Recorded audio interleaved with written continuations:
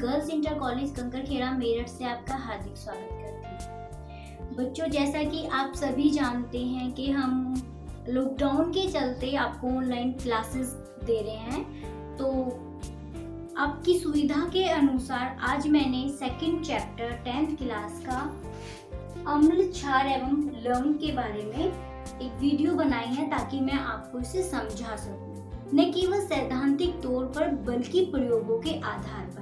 इससे संबंधित प्रयोग मैं आपको साथ साथ करके दिखाऊंगी ताकि आप इसको अच्छे से समझ सकें। तो इसी पाठ में आज हम कुछ बिंदु हैं हमारे महत्वपूर्ण जिनके बारे में हम पढ़ेंगे। अम्ल क्या है, क्षार क्या है, अम्ल व क्षार को कैसे पहचाना जा सकता है, लाल व नीले लिटमस पेपर पर इनके क्या प्रभाव हैं।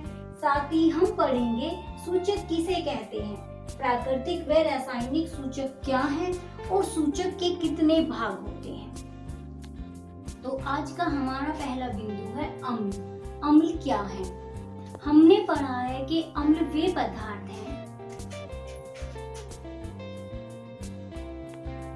अम्ल, इसकी परिभाषा मैं लिख रही हूँ आपको। अम्ल वे पदार्थ हैं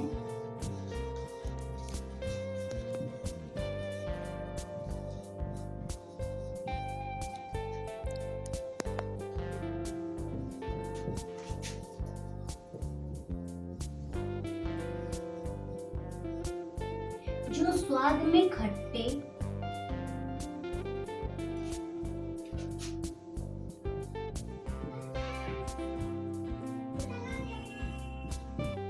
अम्ल वे पदार्थ हैं जो स्वाद में खट्टे होते हैं।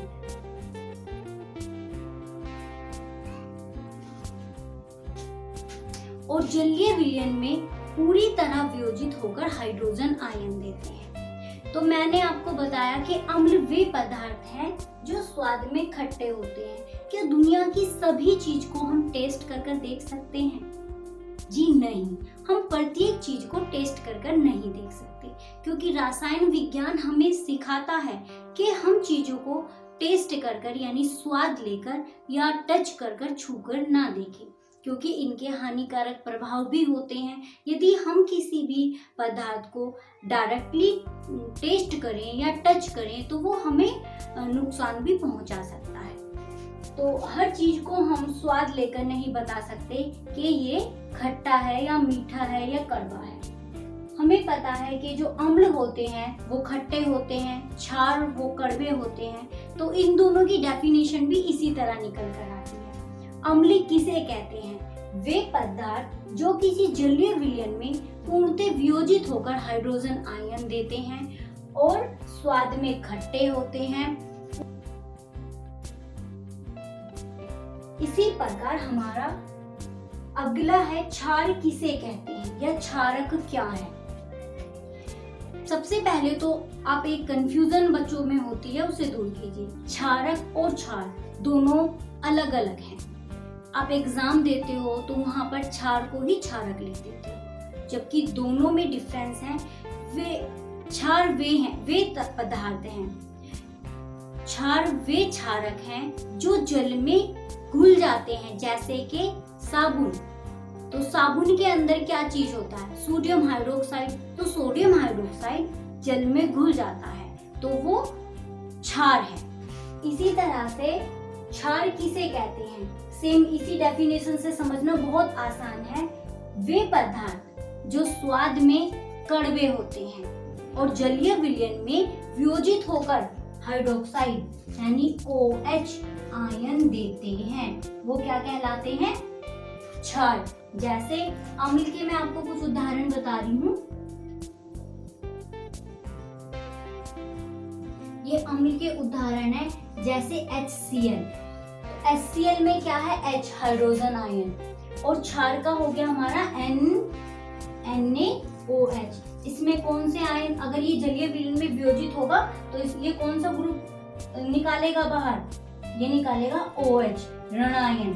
यानी क्षार वे पदार्थ हैं जो किसी जलीय विलयन में वियोजित होकर हाइड्रोक्साइड आयन, ऋण आयन, हाइड्रोक्साइड ऋण आयन देते हैं, क्षार कहलाते हैं।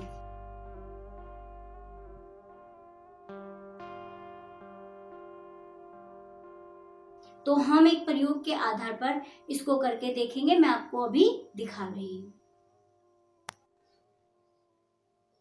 तो जैसा कि आप देख पा रहे हो, मेरे पास इस टाइम एक बोतल है जिसके अंदर कोई केमिकल है। तो इस बोतल पर इसका नाम भी लिखा है, आप ध्यान से पढ़ सकते हो, सोडियम हाइड्रोक्साइड। सोडियम हाइड्रोक्साइड का रासायनिक फॉर्मूला होता है NaOH।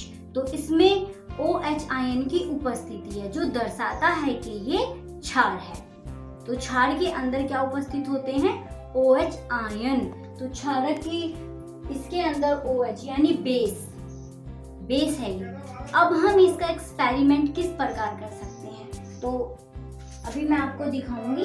मेरे पास ये दूसरी बोतल है जिसमें लिखा है डाइल्यूट HCl यानी हाइड्रोक्लोरिक एसिड। तो ये अम्ल होता है क्योंकि ये जलीय विलयन में वियोजित होने के बाद हाइड्रोजन आयन देता है। तो ये क्या होता है? अम्ल होता है। अब इन दोनों के आधार पर मैं आपको लिटमस पेपर पर अम्ल व क्षार के क्या प्रभाव हैं ये समझाने की कोशिश करती हूँ। मैंने इन दोनों बीकर में, एक में HCl लिया है और इसमें सोडियम हाइड्रोक्साइड लिया है। अब सबसे पहले मैं आपको दिखाती हूँ, मैंने यहाँ पर लाल लिटमस पेपर लिया है और एक स्ट्रिप मैं लाल लिटमस पेपर की लेती हूँ। आप देख रहे होंगे ये लाल लिटमस पेपर है। तो जब मैं लाल लिटमस पेपर की स्ट्रिप को आपके सामने HCl में डालती हूँ तो आप देखोगे यहाँ पर इस पर कोई प्रभाव नहीं हो रहा है, ये केवल गीली हो रही है। अब इसी तरह से मैं इस लाल लिटमस पेपर की स्ट्रिप्स को आपको सोडियम हाइड्रोक्साइड में डालकर दिखाती हूँ।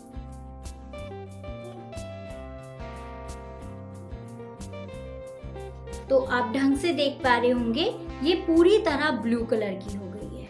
जो लिटमस पेपर होता है वो चाइना रोज का बनता है जिसे हम सामान्य भाषा में गुड़हल भी कहते हैं। इसे बनाने का तरीका भी मैं आपको समझाऊंगी। तो आप देख सकते हैं कि लाल लिटमस पेपर यदि हम किसी बेस में डालें यानी क्षारक में डालें तो वो लाल लिटमस पेपर को ब्लू कलर में चेंज कर देता है। तो इस एक्सपेरिमेंट के द्वारा आपने क्या समझा? इस एक्सपेरिमेंट के द्वारा आपको समझ आया कि लाल लिटमस पेपर पर क्षार का क्या प्रभाव होता है। तो अभी आपने एक प्रयोग के आधार पर देखा कि लाल लिटमस पेपर को यदि हम किसी क्षार में डुबोएं तो वो उसे ब्लू कलर का कर देता है यानी डिप करने पर। अब इसी तरह से मैं आपको दिखाती हूँ। हमने अभी परिभाषा में पढ़ा था कि अम्ल किसी नीले लिटमस पेपर को लाल कर देते हैं। तो अभी मेरे पास यहाँ पर क्या है? ब्लू कलर का लिटमस पेपर है और मेरे इस हाथ में है HCl हाइड्रोक्लोरिक एसिड। तो ये अम्ल है। अब इसके अंदर मैं ब्लू कलर की स्ट्रिप्स डाल रही हूँ। तो आप लिटमस पेपर के कलर को देख सकते हैं, ये पूरी तरह चेंज हो गया है और रेड कलर का हो गया। अब इसी तरह मैं ब्लू लिटमस पेपर को आपको क्षार में डालकर दिखाती हूँ कि क्षारक की उपस्थिति में इसके ऊपर क्या प्रभाव पड़ता है। तो आप देखेंगे जब मैं ब्लू लिटमस पेपर को सोडियम हाइड्रोक्साइड के विलयन में डालती हूँ तो इसके कलर में कोई चेंज नहीं होता, तो ये केवल गीला होता है। हमने अपने इस टॉपिक में लिखा था कि लाल व नीले लिटमस पेपर पर अम्ल और क्षार के क्या प्रभाव हैं। तो इन प्रयोगों के आधार पर मुझे लगता है कि आपको ये पूरी तरह समझ आ गए होंगे। अब हमारा नेक्स्ट बिंदु है सूचक किसे कहते हैं। सूचक क्या है? तो अब हम सूचक, हमारा नेक्स्ट टॉपिक था सूचक क्या है। सूचक यानी इंडिकेटर, जो हमें किसी पदार्थ के अम्ल या क्षार होने की सूचना देते हैं। तो ये हमें सूचना किस आधार पर देते हैं? परिवर्तनों के आधार पर। हम अम्ल व क्षार में होने वाले परिवर्तनों के आधार पर ये पता लगाते हैं कि ये अम्ल है या क्षार है। तो जिन परिवर्तनों के आधार पर पता लगाया जाता है उन्हें हम सूचक कहते हैं, क्योंकि वो हमें इंडिकेट करते हैं जैसे कि मैंने आपको बताया कि ये प्राकृतिक होते हैं, संश्लेषित होते हैं। संश्लेषित में हम फिनोफ्थिलीन, मेथाइल ऑरेंज और प्राकृतिक वे जो हमें पेड़ पौधों द्वारा मिलते हैं, जैसे कि हम हल्दी है, लाल पत्ता गोभी है और लिटमस पेपर, जो 2 तरह से बनाया जाता है। मैंने आपको बताया चाइना रोज के पौधों की पत्तियों से, जिसे गुड़हल कहते हैं, और दूसरा हमारा थैलोफाइटा के लिचिन ग्रुप के पौधों से बनाया जाता है।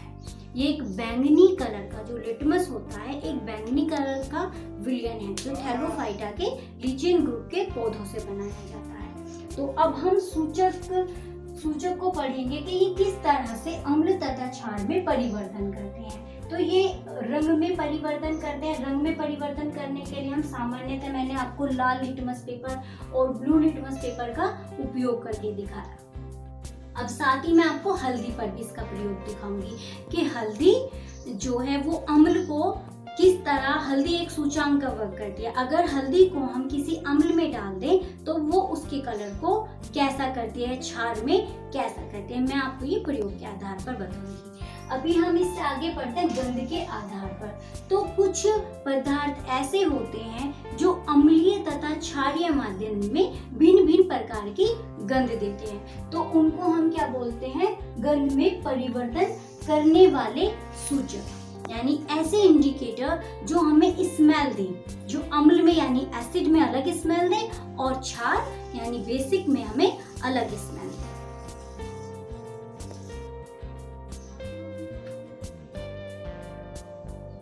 जैसा कि आप देख रहे हो कि मैंने एक कटोरी में हल्दी यानी टर्मरिक लिया है और एक छोटे से बीकर में मैंने क्षारक यानी सोडियम हाइड्रोक्साइड लिया है। तो मैं आपको दिखाना चाहती हूँ कि हल्दी किस तरह एक इंडिकेटर का वर्क करती है, किस तरह हमें ये किसी पदार्थ के अम्ल या क्षार होने की हमें सूचना प्रदान करती है। हम इसकी बहुत छोटी सी क्वांटिटी लेंगे और इसे क्षार में डालेंगे। मैंने इसे क्षार में डाला और मैं आपको इसे डिसॉल्व करके दिखाती हूँ। तो आप देख रहे होंगे कि हल्दी इसमें पूरी तरह डिसॉल्व हो गई।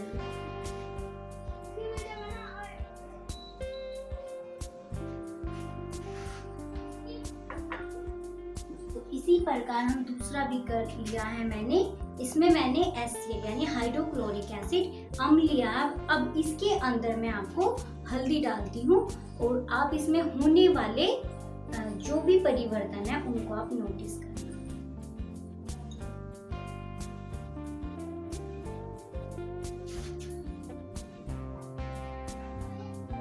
अब आप दोनों बीकर को देख सकते हैं, इसमें मैंने क्षार लिया था सोडियम हाइड्रोक्साइड और इसमें मैंने अम्ल लिया था, और आपके सामने मैंने दोनों में हल्दी की सेम क्वांटिटी डाली।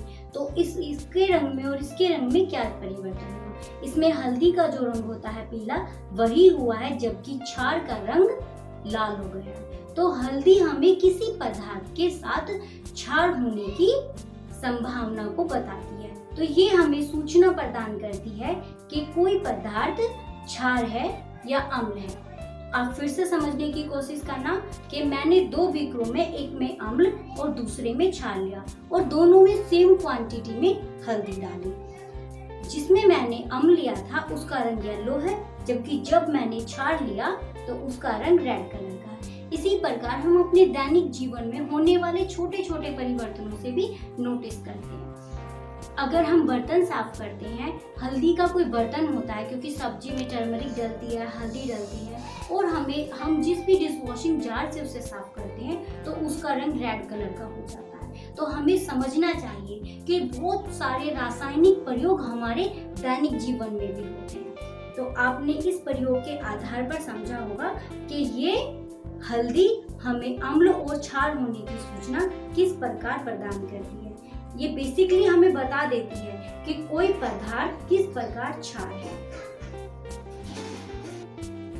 आप मेरे हाथ में देख रहे हो फिनोफ्थिलीन, जो एक पीएच इंडिकेटर है, जिसे एक संश्लेषित पीएच इंडिकेटर कहते हैं। अभी मैंने आपको अपने प्रयोगों के आधार पर बहुत सारी चीजें समझाने की कोशिश की है कि अम्ल और क्षार के लाल लिटमस, ब्लू लिटमस पेपर पर क्या प्रभाव होते हैं, हल्दी किस तरह सूचक का वर्क करती है, और इसी तरह मैं अब आपको समझाना चाहती हूँ कि फिनोल्फ्थालीन, अभी मैं आपको रंग के आधार पर परिवर्तन समझाने की कोशिश कर रही हूँ कि कोई पदार्थ हमें रंग के आधार पर किस तरह हमें उसके अम्ल व क्षार होने की सूचना देता है। तो ये मेरे पास है फिनोल्फ्थालीन। अभी आप देखोगे, मैं नहीं बताऊंगी कि ये अम्ल या क्षार दोनों में से किस पे कलर दिखाता है, आप खुद बताओगे कि इसके क्या प्रभाव है। वही सेम मेरे हाथ में एक बीकर है, इसके अंदर मैंने सोडियम हाइड्रोक्साइड यानी क्षार लिया है। अब मैं इसके अंदर कुछ बूंदे बता दीजिए। आप मेरे हाथ में देख रहे होंगे कि मैंने अपने हाथ में फिनोल्फ्थालीन लिया है, जो व्हाइट कलर का एक पाउडर होता है, देखने में बिल्कुल ही शुगर जैसा लगता है। अब मैं इसके अंदर फिनोल्फ्थालीन डाल रही हूँ। तो आप इसके अंदर होने वाले कलर को नोटिस करोगे। अंदर मेरे पास बीकर में सोडियम हाइड्रोक्साइड था। जब हमने इसमें लिटिल क्वांटिटी फिनोल्फ्थालीन की डाली तो इसके कलर को पिंक इन कलर में चेंज हो रहा है, turn into pink in colour. आप देख सकते हो। मेरे पास क्षार का एक बीकर है, अम्ल का एक बीकर है, जिसमें मैंने HCl लिया है और मैं इसमें भी फिनोल्फ्थालीन डाल रही हूँ। और आप देखोगे कि ये इसके कलर पर कोई इफेक्ट नहीं पड़ा, ये वैसा ही कलरलेस है जैसा पहले था। तो हमें फिनोल्फ्थालीन ने किसी भी पदार्थ के क्षार होने की सूचना प्रदान की। मेरे पास क्षार का एक बीकर है, अम्ल का एक बीकर है, जिसमें मैंने HCl लिया है और मैं इसमें भी फिनोल्फ्थालीन डाल रही हूँ। और आप देखोगे कि ये इसके कलर पर कोई इफेक्ट नहीं पड़ा, ये वैसा ही कलरलेस है जैसा पहले था। तो हमें फिनोल्फ्थालीन ने किसी भी पदार्थ के क्षार होने की सूचना प्रदान की। अब हमारा सेकंड पॉइंट है गंध में परिवर्तन। अब गंध में परिवर्तन से हम किसी चीज के अम्ल व क्षार होने का कैसे पता लगा सकते हैं। इसके लिए आप हमारे पास जो प्राकृतिक है वो लौंग है, प्याज है और वनीला की गंध। आप जानते हो इन सब की जो गंध होती है वो बहुत ज्यादा तीखी होती है। कभी नोटिस किया है कि अगर किसी बर्तन में प्याज छोकी जाती है तो घर में कितनी गंध आ जाती है, लेकिन जब हम उसी बर्तन को किसी भी डिश वॉशिंग जार से धो देते हैं, साफ कर देते हैं, तो उस बार से धोने के बाद उसमें वो स्मेल नहीं रहती। तो इसी प्रकार यदि हम किसी भी प्याज को बारीक बारीक काटें और उसे एक कपड़े में बंद कर रख दें और उसके ऊपर हम अम्ल या क्षार डालें, तो उसकी खुशबू में होने वाले परिवर्तनों के आधार पर हम पता लगा सकते हैं। अभी जो प्याज होता है, प्याज की जो गंध होती है वो किसी भी अम्ल के साथ मिलकर बहुत तेज हो जाती है। याद रखना कि अम्ल पर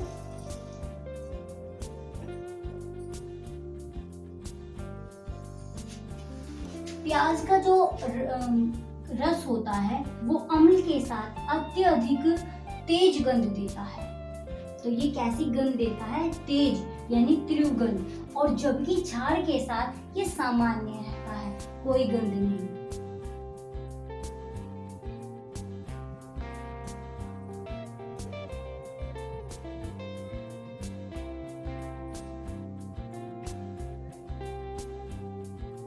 सामान्य। तो ध्यान रखना कि प्याज की जो गंध होती है वो किसी अम्ल के साथ मिलने पर और ज्यादा तेज हो जाती है, और इसी प्रकार प्याज की जो गंध होती है वो सामान्य होती है किसी भी क्षार के साथ, या उसमें जो गंध होती है वही होती है, या वो कोई भी गंध नहीं देता। इसी प्रकार हम वनीला और लौंग के तेल के साथ भी ये एक्सपेरिमेंट कर देख सकते हैं। जैसा कि मैं अब आपको एक एक्सपेरिमेंट के जरिए आपको दिखाने की कोशिश करूँ। है लौंग का तेल, आप देख भी सकते हो, इस शीशी पर लिखा है वनीला, जैसा कि आप देख सकते हो इस शीशी पर लिखा है क्लोव। क्लोव मीन्स लौंग।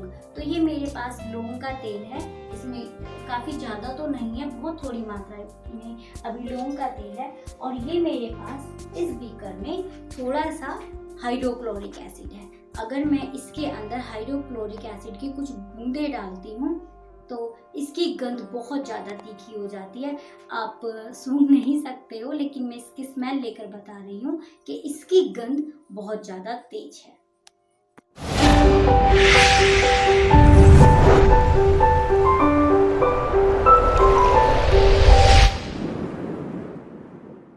क्या आप शिक्षक हैं, छात्र हैं और विज्ञान संचारक हैं और चाहते हैं कि आपके स्कूल, आपके गांव और आपके शहर की खबर चले हमारे चैनल पर और बनना चाहते हैं आप विज्ञान रिपोर्टर, तो संपर्क करें व्हाट्सएप पर 9358414442 या फिर मेल करें pvsuniverse@gmail.com पर।